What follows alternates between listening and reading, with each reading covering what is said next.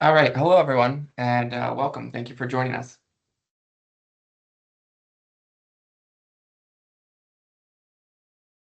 I'm going to get started in just a second here. Going to give maybe 20 or 30 more seconds for people to join us. But in the meantime, if you want, feel free to drop a hello in the chat. Let us know where you're joining from. And when I see a couple of responses there, I'll take it as an indication that you can see my screen and that you can hear me all right.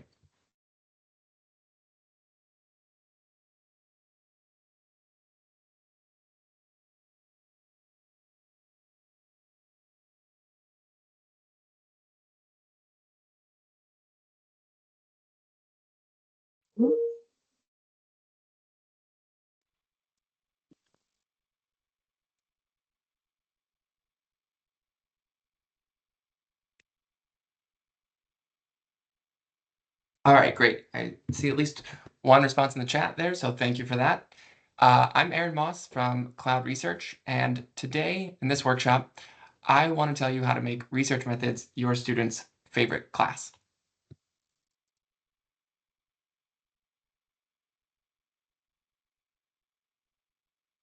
So to start off, I'm going to ask you to do something that's a little bit unusual for one of these virtual workshops. I want you to close your eyes for a minute and imagine that you're teaching a class and that things are going really, really great. You introduce concepts and you talk about their implications. Students raise their hands and ask good questions. Everyone is contributing to a discussion within the classroom. Each example and illustration that you bring out to illustrate different ideas all really lands well, and there's an energy in the classroom that you really feel excited about. You feel confident that students are understanding and learning the material that you're covering. And what you're doing in the classroom doesn't really feel like work. You're simply introducing ideas and facilitating a conversation that everyone is learning from. And after the class, you realize that what just took place actually felt fun and exciting. That's the kind of class that we all want to teach. And if you've experienced this kind of dynamic in the classroom, you know that it can be a really exciting and invigorating way to teach. Now, as you open your eyes, I want to ask you a question, which is how often do you have the experience that I just described in your research methods classes? For most teachers, I think the answer is not as often as they'd like. And there are some structural challenges or reasons for why that might be true. So first, not every student who's in a research methods class wants to pursue research or become a researcher. In fact, most of them don't. Most of the students who take a research methods course are there because it's required and they have to be. So right from the start, there's a problem with enthusiasm and engagement for the topic. The second challenge is that the concepts that we often cover in research methods are very abstract.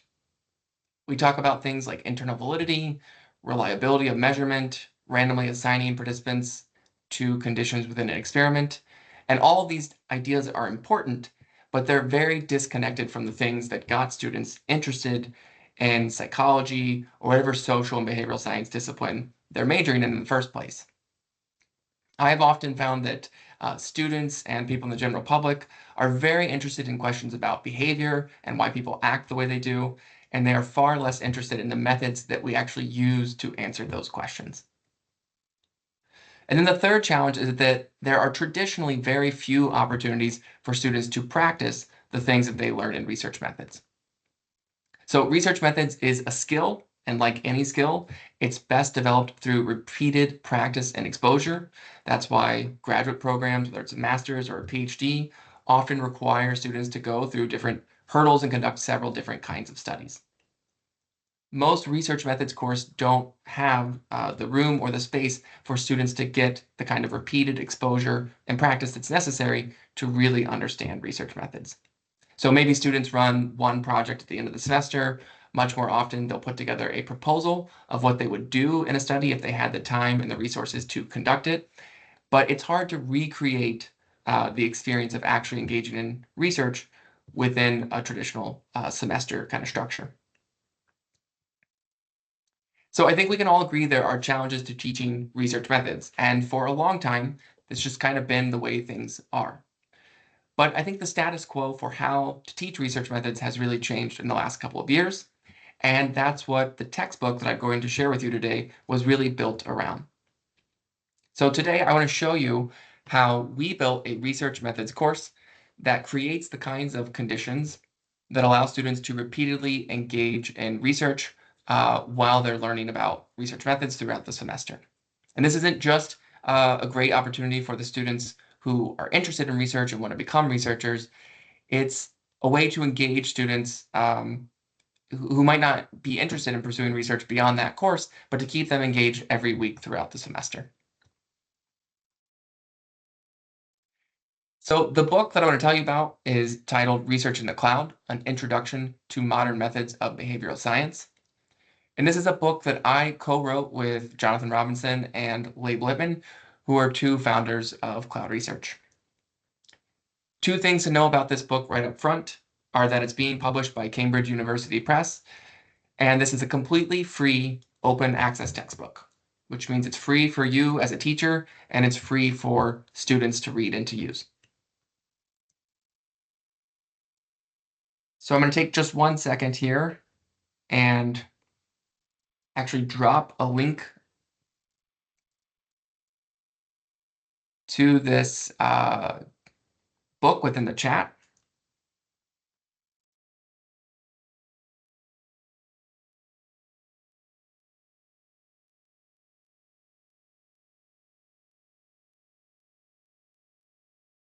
So at that link, you can find a full preview version of this book available on the CloudResearch website, along with all kinds of resources that I'm going to talk about here in just a minute. So the plan for the rest of this workshop is that I'm going to spend about 20 minutes telling you what's in this book, how you could teach with it, and about some of the resources that we've created to make this book easier to adopt. Then we have about 20 minutes set aside for a question and answer session. And during that time, I'll be happy to answer any questions you have about adopting this book, how students have responded so far in courses that we've taught and that other people outside of CloudResearch have taught, and anything else you want to know about teaching in this kind of active and engaged way within your classroom. So with that, let's go ahead and dig into the main part of the workshop.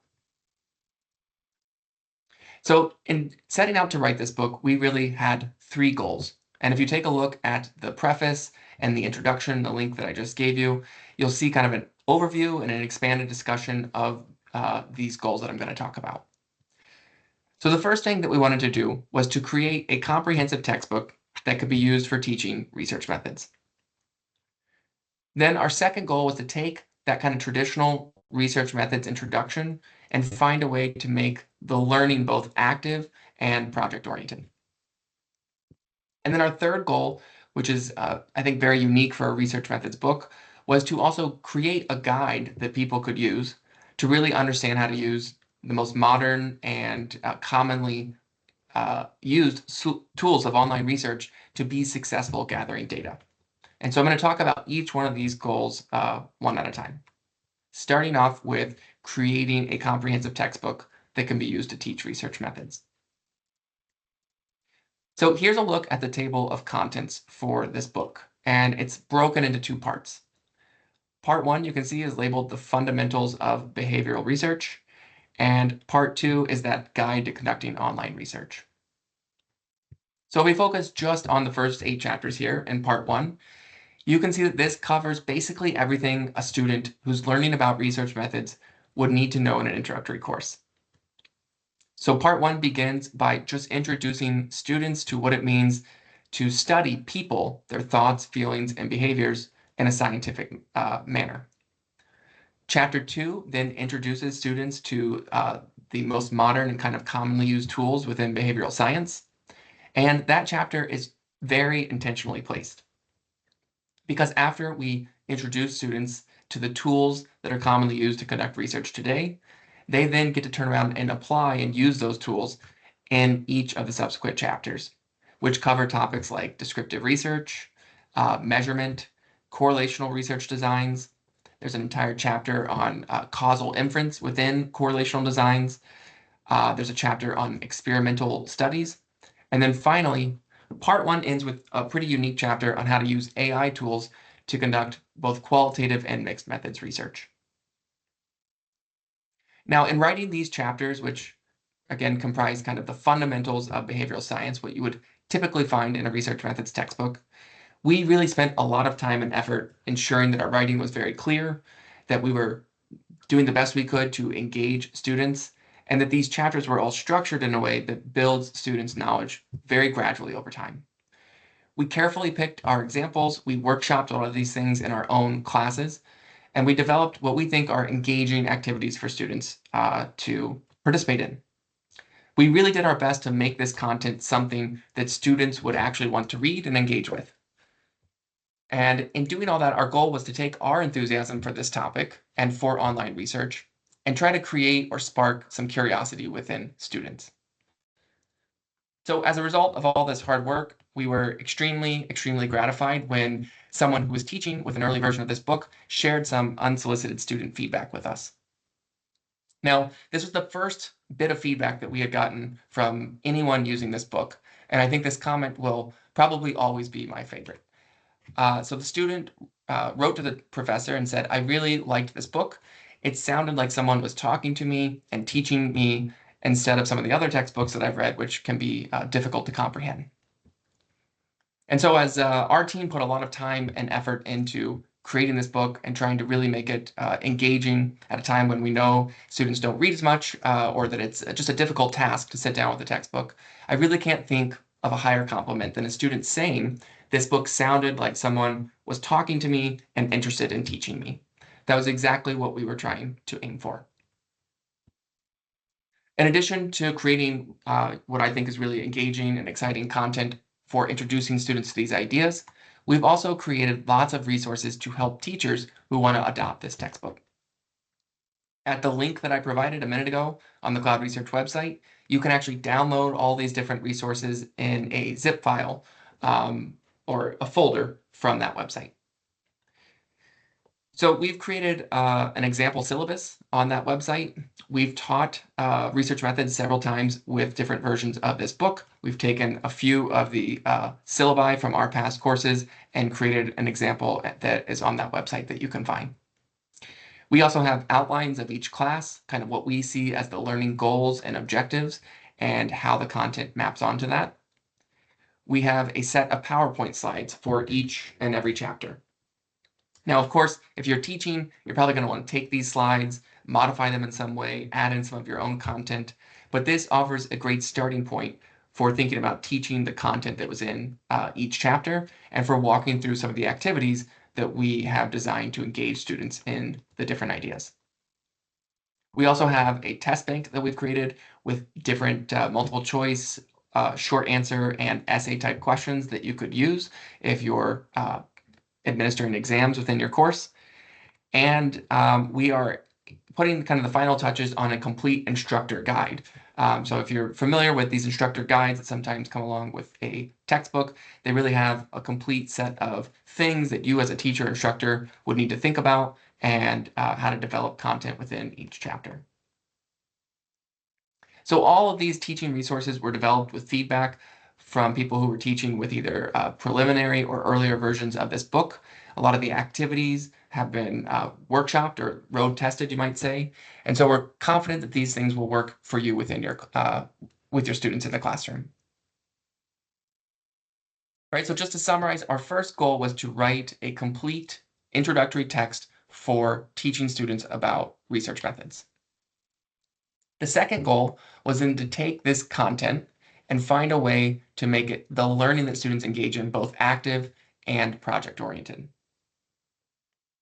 So just as a reminder, that one of the challenges with teaching research methods traditionally is that a lot of the content is very abstract. Students have to learn about all these ideas that are hard to see how they apply in practice, and students get relatively few opportunities to practice those ideas.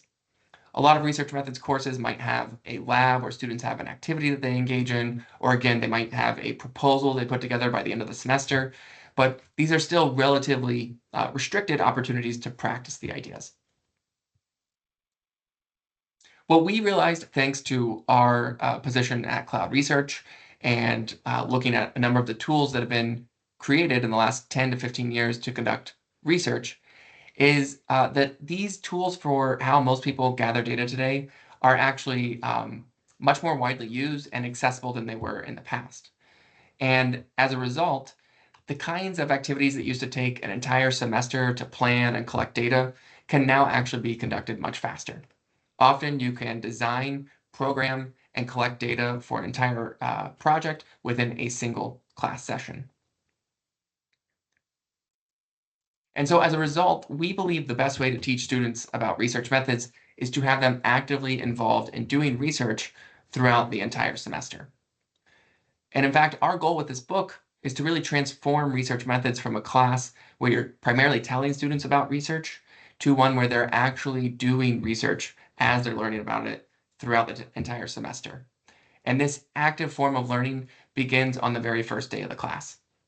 So in order to introduce students to the scientific study of people, we first ask them to go online, take a short 10-item personality inventory, and then we use that experience to talk about what it means to capture characteristics about people, to quantify them with a number. We talk about how theories are developed to understand personality and behavior, right? We have them actively engaged in activities from the very first day of the class.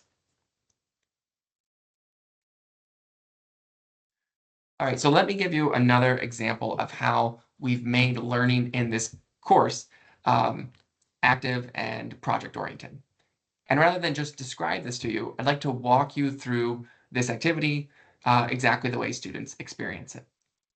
So in chapter 3 of the book, students learn about descriptive research. And after going through a few examples and kind of understanding the goals of descriptive research, the book introduces them to the Heinz dilemma. So this is a moral dilemma that we return to throughout the book to illustrate all kinds of different research designs. But in this step, we want students to think about what it means to describe people's reactions to this moral dilemma. So in case you're unfamiliar or it's been a while since you've thought about the Heinz dilemma, this comes from the work of Lawrence Kohlberg, who is famous for his research in developmental psychology and how people develop a sense of morality. So this is an updated version of the dilemma, something that we would, similar to what students experience. So in the Heinz dilemma, students read that there's a woman who is sick and dying. There's a drug that doctors think can save her, but it's extremely expensive to acquire. So this woman has a husband whose name is Heinz. He can't afford this drug. He tries all kinds of different avenues to get his insurance or the company to negotiate a lower price. He tries to raise money, and in the end, he's not able to get enough money, so he decides to break into the pharmacy and steal the drug. So one thing we find is that students are often very willing to share what they think about this dilemma. Right away, when we introduce this in the classroom, it starts a lively discussion, and students are often surprised or shocked to find out that so many people see this dilemma differently than they do. So after this engaging conversation, we then ask the students to predict how they think 100 US adults would respond to this dilemma. And basically what we're asking them to do is to create a hypothesis. So we introduce the Heinz dilemma. Students are asked to come up with some hypotheses about how they think people are going to respond. And then the activity in the book asks them to program this survey exactly as if they were going to collect the data. So they go into a program like Qualtrics or this survey platform from CloudResearch that's called Engaged, and they program this as if they were getting ready to collect the data. Although if we conduct research, most of us don't think of programming a survey as a particularly exciting part of research. It's often more busy work or something that we need to check off the list. We find that all of this information is new to students. And so something as simple as programming a very simple descriptive survey can actually be an engaging opportunity for them to learn. So someone who was walking their students through this activity shared some feedback with us. The student reached out and said, "Dear professor, I'm currently in the middle of using Qualtrics to design the Heinz dilemma, and everything's been going well so far, but I just wanted to say it's pretty cool to be on this side of things." Now, part of why the student is talking about being on this side of things is that in chapter 2 of the book, we ask students to sign up as participants on CloudResearch Connect and to participate in a few different research projects so they can understand how online research operates. Then when they get to descriptive research in chapter 3, we say, let's then understand how those experiences were created. What does it mean to be a researcher who's designing these materials?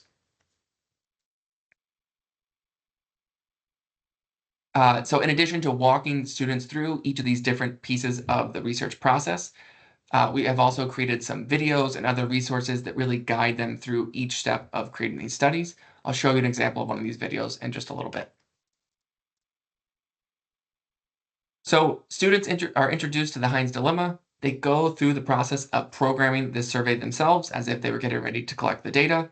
And then finally, instead of having them gather data, we have them download a data set where we have already gathered data from 100 participants whose demographics are matched to the United States Census. And then we ask them to analyze this data. So here's an example of the results and figures that we ask students to create. And as a teacher and instructor, you can see that there's already lots of things to dive into here.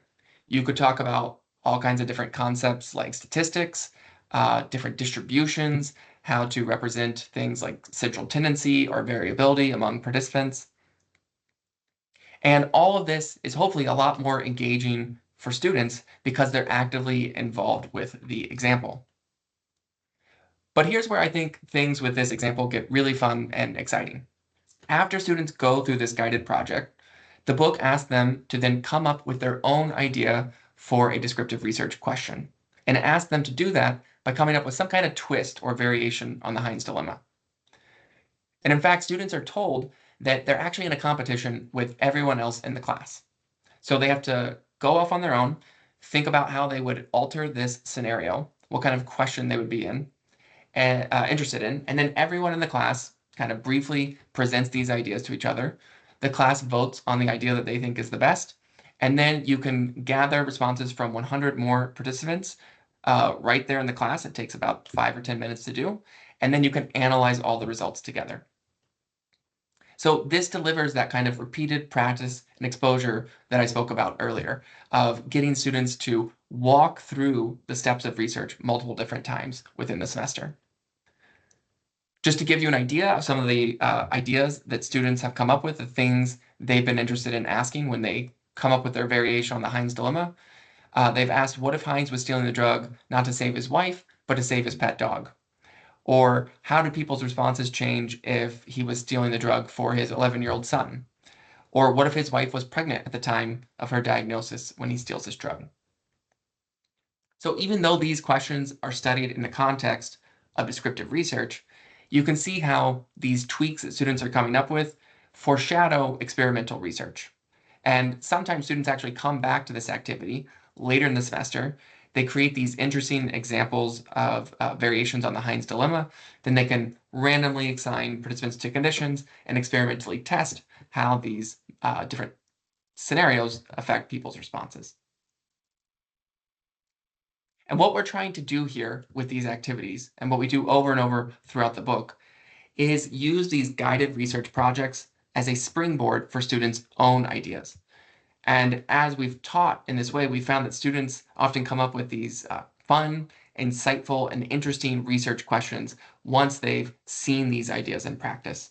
And this entire exercise of having them go through a guided project and then come up with their own ideas keeps them much more involved in the content in the course than might otherwise be the case.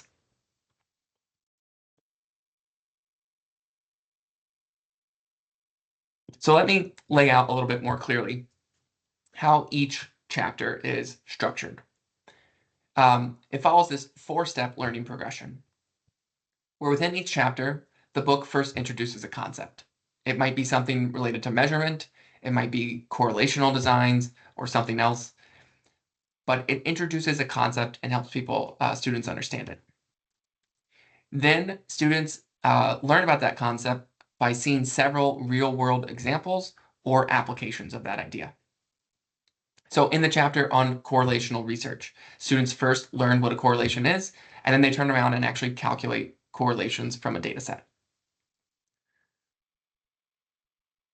After students are introduced to an idea and they see some examples or applications of it, they then walk through a guided research project.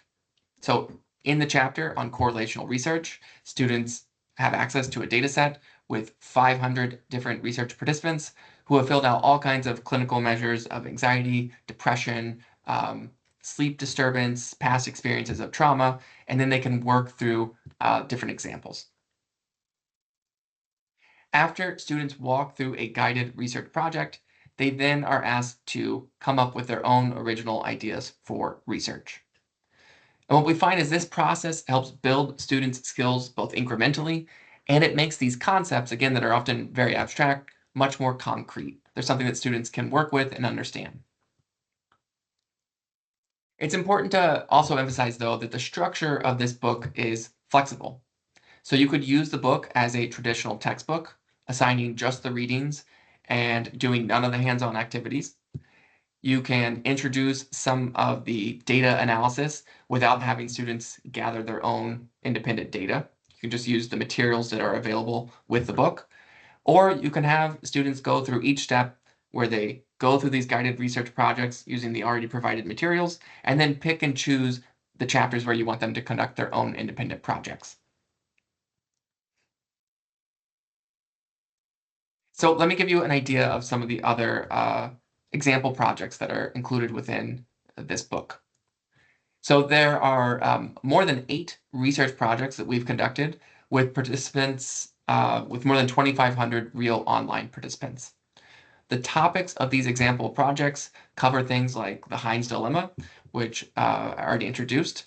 We use that in both descriptive, correlational, and then 3 different experimental studies.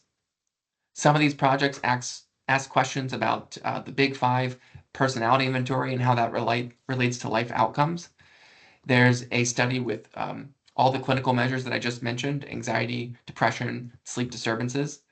There's an example project that draws on the moral foundations theory, and there's even a longitudinal data set that has measures of anxiety and depression from the same 500 participants over a 1-year period. Each of these research projects comes with already made materials that are easy for students to use and to learn from. And so there's all these project files that include both the survey materials in Qualtrics and in Engage. So if you don't have access at your university or institution to Qualtrics, we make CloudResearch's survey tool, which is called Engage, available for free use with this book. And when we get to data analysis, we primarily show the examples using SPSS. We find that's still the most widely used statistical package within social and behavioral research, but we also have guides that show students how to do things in JASP and Jamovi. And then all the materials for each project, these survey files, a Word document with all the questionnaires and materials, and then the data files themselves are all stored on the Open Science framework. So students have open access to all these materials.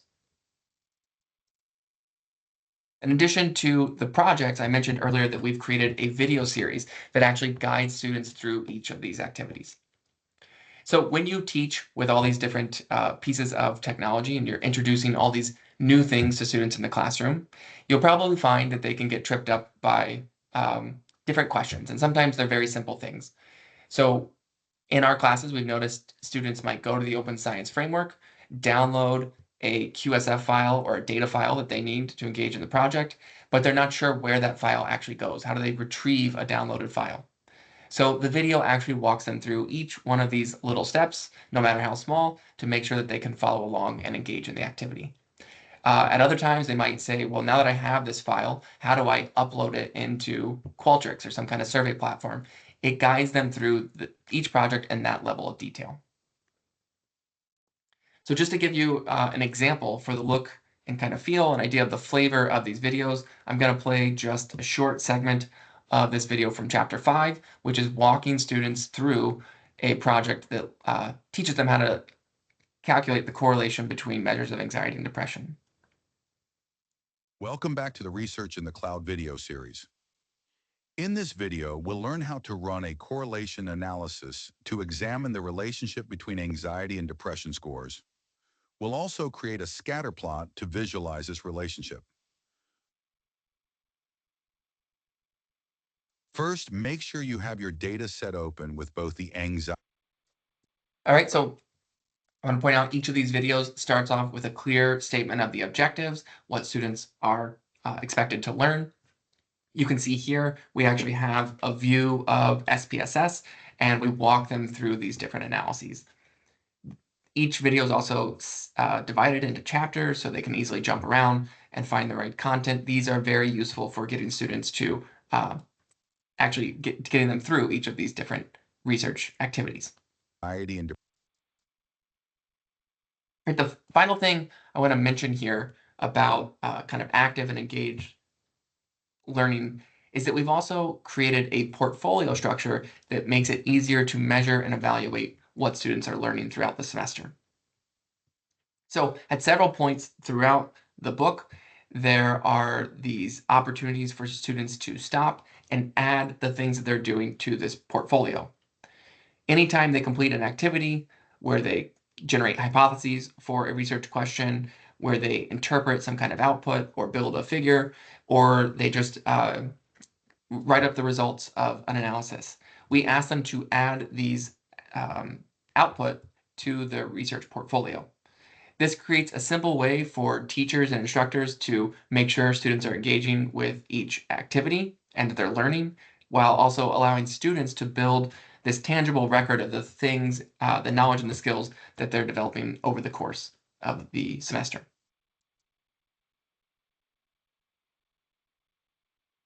All right, so that covers our first goal of creating a comprehensive textbook for teaching students about research methods, and our second goal for taking that content and turning it into something that's both active and project-oriented. Our third goal was to give people a guide for conducting online research using some of the most commonly and widely used tools by professional researchers today.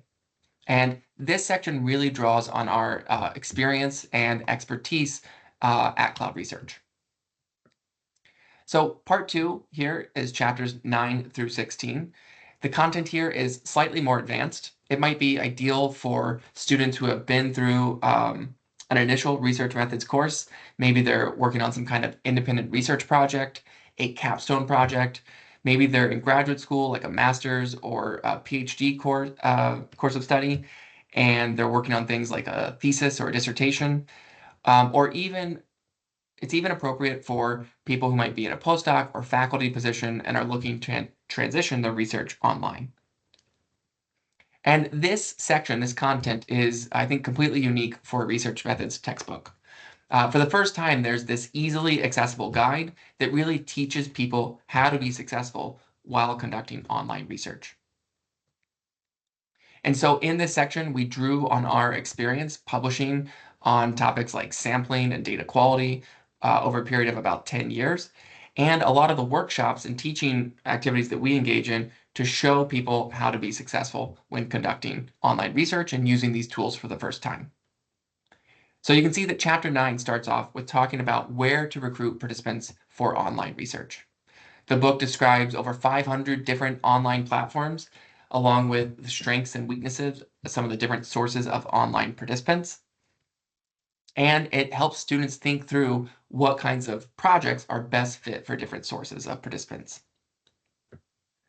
It also answers questions like, how can I find research participants from specific demographic groups? After that, you can see there are 3 different chapters devoted to data quality, indicating the importance of data quality in online research. And these chapters not only explain the problems with data quality online, but also offer students some easy and practical solutions. Then there are some chapters that walk students through some of the best practices for designing online surveys, for setting up and launching studies, especially more complicated projects like a longitudinal study.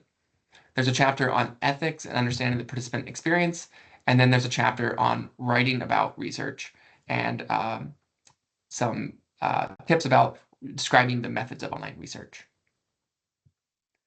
The chapter on research ethics actually has example kind of IRB applications and walking students through understanding how to answer some of those questions. In each of these chapters, we tell interesting and engaging stories of, about here, like in the data quality chapter, we tell about real examples of research that was derailed because of problems with data quality online. And then we describe exactly how the different problems in online research platforms can distort the findings of descriptive, correlational, and experimental research. So in the first part of this chapter, we introduce students to just big picture, the problems with data quality, and we give them examples of 6 or 7 different real world studies that got lots of media attention that were really derailed because of these problems of data quality. And then we walk them through published research findings showing how problems with data quality affect different kinds of studies. All right, so to summarize a little bit about what we've covered here today, Research in the Cloud is a complete text that can be used to teach introductory research methods.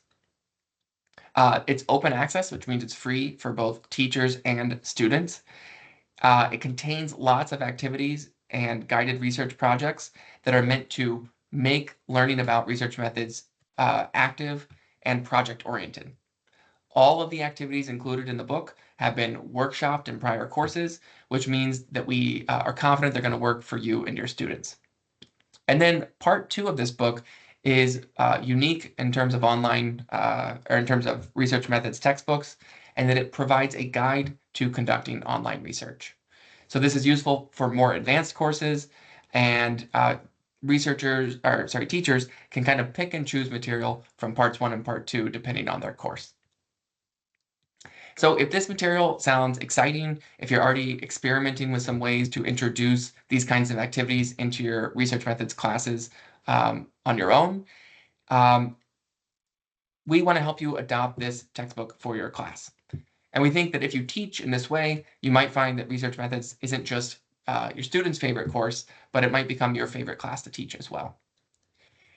And the last thing I want to share here before we get to the question and answer session is that in addition to the content that was in the book, we've also published a complete set of companion blogs that go along with each chapter. And these are just meant to give students a little bit more context on each of these different topics. So this is a bit of a pet project of mine. After writing a book, it was a good chance to kind of pause, think about my own career journey, how I started, how I got introduced to these ideas about behavioral research, how I fell in love with the topic.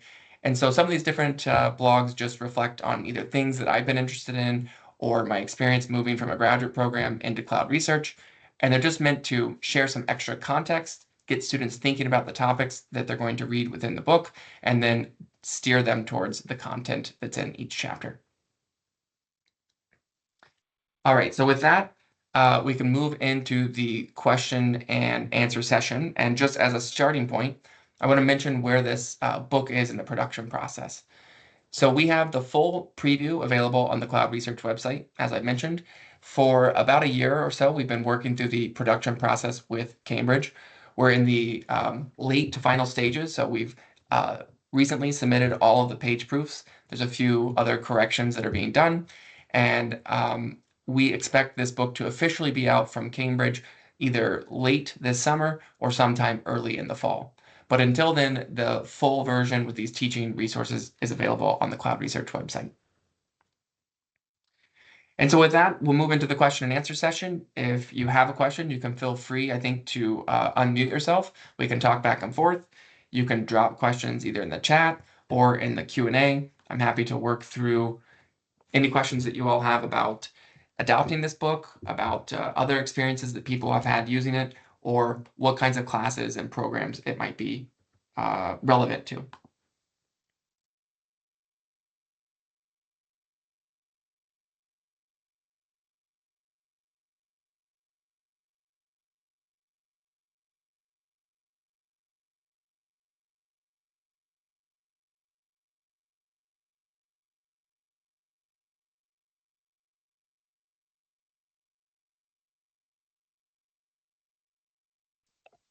Hi, Erin.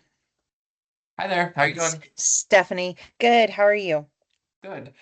You have a Sorry, I question? was a little bit late. I had a phone call, but so I remember when I first heard about this and was digging around in the textbook and stuff, there, aside from the data that you have for us to download for the students or for the students to download, other than that first experiment where they're collecting data, is there any other like data collection that they can do? Like, I guess for their maybe for their projects, if they do some guided projects or anything, can they get data through Cloud Research Live, like collect it? Yeah, so there's two things I think you can do depending on time, resources, and what you want the students to do. In each chapter, we introduce the guided project and we have students Hmm. walk through it. And then there's an opportunity presented in the book where you can have them engage in their own data collection. And that could be with participants on Cloud Research Connect, be very fast and easy to do. It can be sending surveys out to friends and family. It could be a student subject pool. Some people who have taught with the book already have collected some data through a student subject pool and some online to give students this comparison of here's how data used to be collected and here's the challenges and here's how easy online tools are, or here's the challenges. So that's a nice comparison.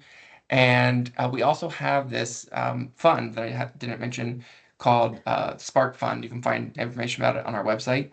But as a teacher instructor using this book, you can apply for some money. I think it's $400 currently to help fund some of these student projects. So Okay. each program is different. Some programs that we've interacted with have a like a lab activity fee that students pay to take the course, and then they can use that to collect some of their own independent data. There's the Spark Fund. There's often people can come up with like, a couple $100 to run a very short, like the Heinz dilemma to do a descriptive study. I think you could do it for like $60, $70. So there's some different opportunities where you can decide this is a chapter where I think it'd be fun for them to run an independent project, or we're going to skip the independent one and just download the data from Cloud Research, go through the guided project, or maybe it just builds to the end of the semester where you have them actually test out their own idea if there's some kind of lab fee that programs institute.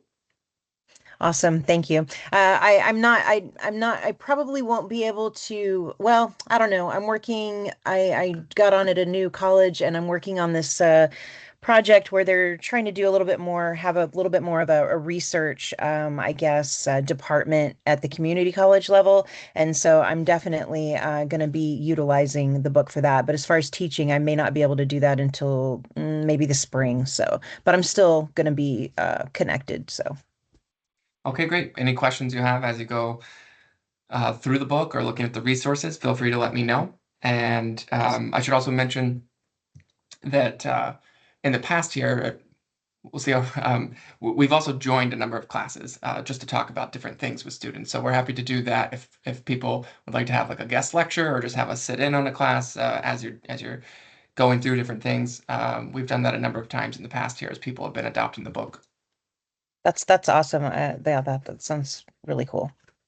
Thank you. Any other questions that I can answer for folks?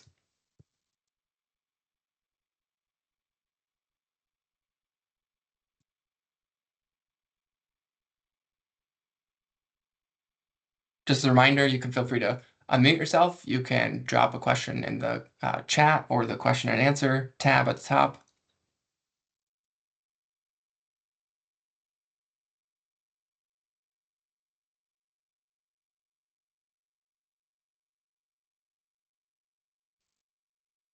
Hi, Erin. Hi. This is Katie. I work in New Jersey, and I'm actually not a professor, but I am an applied researcher, and I work with graduate students. And so I was curious to learn more about the book to see how I might be able to apply it to teaching some best practices to some of my graduate students who may not have a huge familiarity with research, as we're moving through an applied project.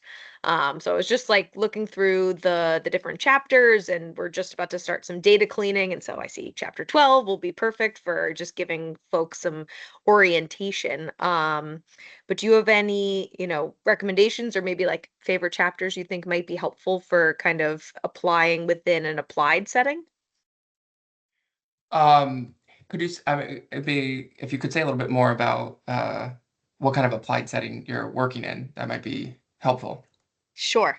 So I work in a research center based out of a university, and we are contracted by a state client to run a statewide survey on substance use and mental health with middle school students.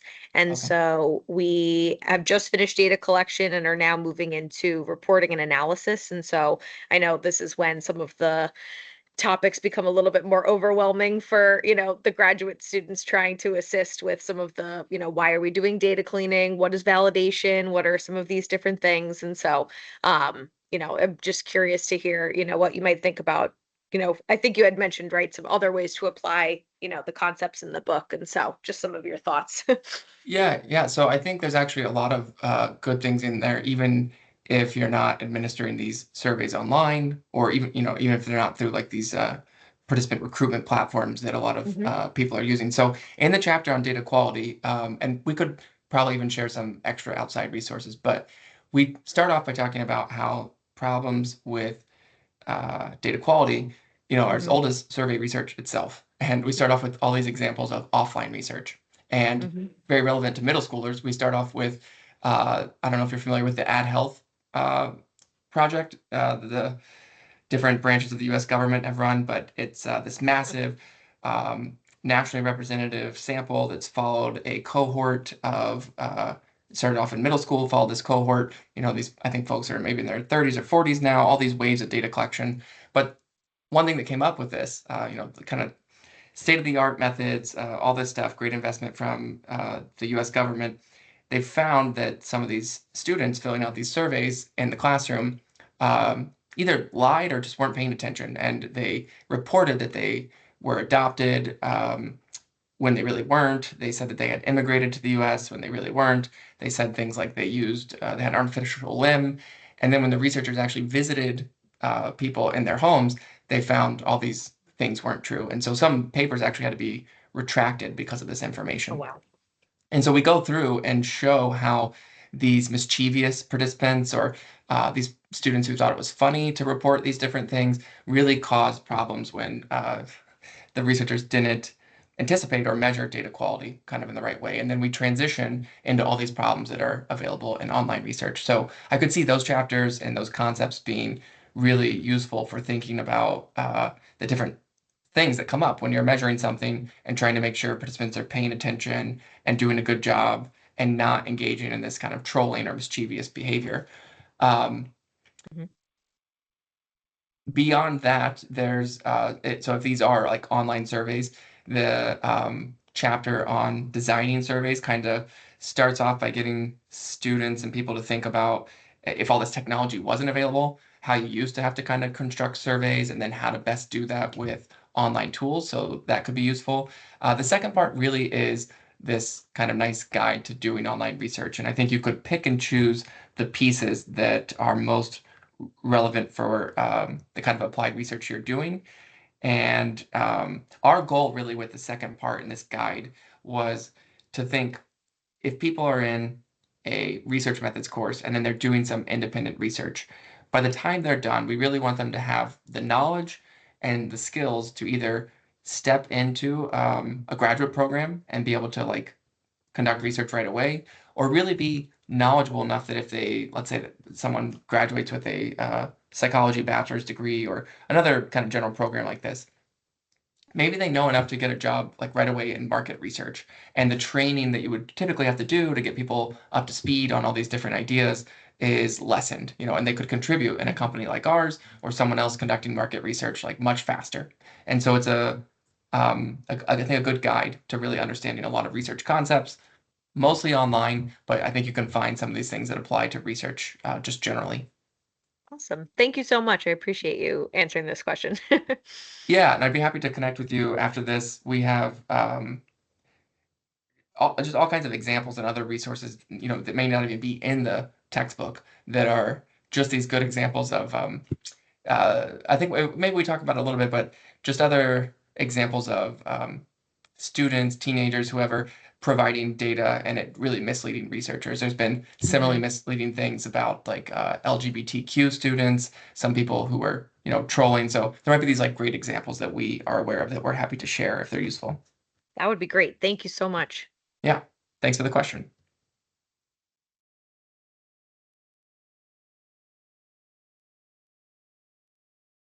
Any other questions on people's minds, ideas about how to apply this to students or programs that you're working with? I'll mention that we have people interested in kind of applying these research ideas and lessons across all kinds of different programs. So we are primarily coming from a psychology background. I'm a social psychologist. Labe is a cognitive psychologist. And so the course has kind of been built around some of these examples, but I'm interacting with people in advertising programs, people in political science, all kinds of different disciplines of people using these online tools. And I think this can be kind of widely applied to both undergraduate and graduate programs.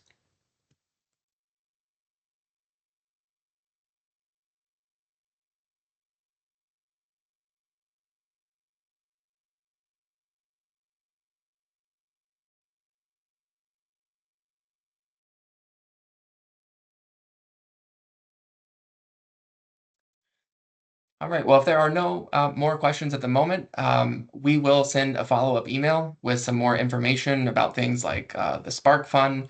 You can feel free to reach out and contact me if you have any questions or you'd like to discuss the book further.